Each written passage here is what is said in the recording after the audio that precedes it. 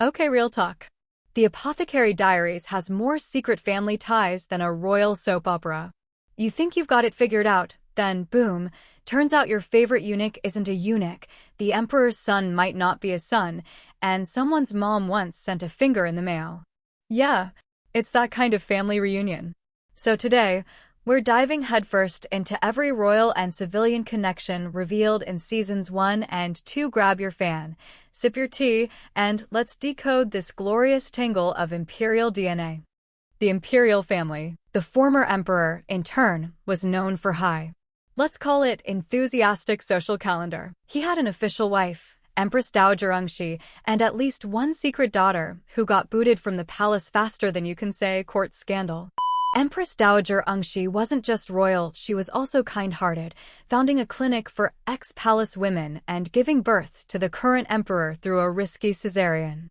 Fast forward to now, the current emperor reigns, and his imperial harem is basically the world's most dramatic shared apartment. Gyokuyu, the precious consort, is the golden favorite mother to Princess Lingli and, later, the new heir. Maomao becomes her lady-in-waiting after saving Lingli from lead poisoning, because what's a palace without a little mild poisoning, right? By the end of Season 2, Gyokuyu's crowned empress and her baby boy gets declared crown prince. Liwa, the wise consort, tragically lost her son to lead poisoning and owes her recovery to Maomao's sharp mind. Aduo, once the pure consort, suffered complications during childbirth and later lost her child to, you guessed it, another poisoning plot, this time to honey though. At this point, the palace probably has more toxic substances than a chemistry lab. Jinshi, the man, the myth, the walking deception. Introduced as the charming eunuch who somehow makes everyone swoon, plot twist, he's not a eunuch at all. Surprise! He's actually the emperor's younger brother, hiding under layers of mystery. His real name? Kazuajetsu. And according to palace whispers, he might actually be the secret love child of consort Aduo and the emperor himself, switched at birth to protect royal legitimacy. Meaning, the poor baby everyone thought had died might have been the emperor's real brother. Despite all the confusion, Jinshi ends up officially recognized as royal and even named crown prince, at least until Gyokuyu's baby boy showed up and stole the spotlight. Then we've got Li Shu, the virtuous consort, sent to the former emperor's harem when she was just 9, yikes. The emperor and Aduo secretly protected her, giving her a title-only position so she wouldn't be exploited further. She battles allergies, trauma, and enough palace drama to fill 10 seasons of anime. And finally, Consort Loulan, daughter of Suirei and Shenmei, who's known for sneaking around the palace disguised as Suirei. Think of her as the ninja of high society, graceful, clever, and just a little too good at playing pretend, and a little too inclined towards insects. Suirei and the Shi Clan. Now this family line is where things go from complicated to I need a diagram. Before marrying Suirei, Shenmei entered the palace as a consort, bringing along her distant relative taihou. Poor taihou was impregnated by the former emperor at a very young age, becoming the mother of his eldest illegitimate daughter.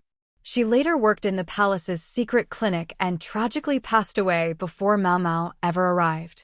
Her daughter, the illegitimate princess, was exiled from the inner palace, but ended up marrying Suirei, her biological father's physician. Together, they had a daughter named Suirei, making her the former emperor's granddaughter. But because this is the Apothecary Diaries, peace never lasts long. Shenmei returned to the picture, things got ugly, and it's believed the illegitimate princess was murdered. That left Suirei and Loulan, Shenmei's daughter, as half-sisters. Different mothers, same dad, and wildly different childhoods. Despite all that, the two shared a quiet, complicated bond. Loulan even protected Suirei in secret. And here's a cool twist, Suirei was actually the original Suirei before Loulan later borrowed the name for her palace escapades. So technically, both sisters were hiding behind the same alias. Peak palace chaos. And now, the big reveal we've all been waiting for: Maomao's family. She was raised by her adoptive father Luomen, a former court physician turned eunuch who may have lost his job after failing to uncover one of those infamous baby swaps. But her real parents? Oh boy.